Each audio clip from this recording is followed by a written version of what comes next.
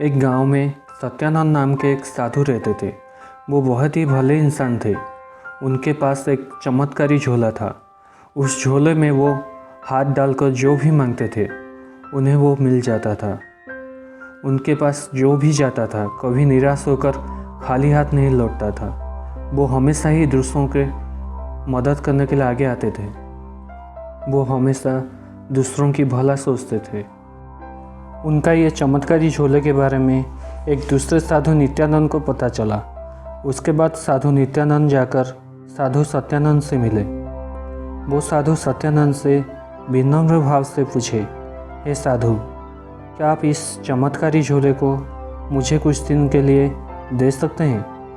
तभी साधु सत्यानंद बोले, कुछ ही दिनों के लिए क्यों, आप चाहे तो इसे हमेशा के लिए आपके पास रख सकते हैं, लेकिन आप इसका सही इस्तेमाल करना और इस झोले में हाथ डालने से पहले भगवान को पूरी निष्ठा से प्रार्थना करना और तुम जो मांगो वो मिलने के बाद भगवान को अपना आभार व्यक्त करना।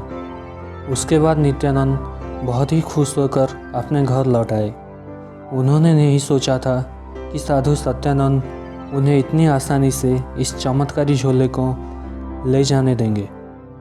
ऐसे ही कुछ दिन जाने के बाद नित्यानंद साधु सत्यानंद को अपना झोला वापस लौटाने के लिए आए और बोले, ले लीजिए आपका ये झोला, ये किसी काम का नहीं है।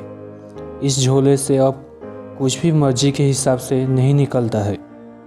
ये बात सुनकर साधु सत्यानंद बोले, किसके मर्जी के हिसाब से, आपके या फिर दूसरों के जिनको सही में इसका ज़रूरत है?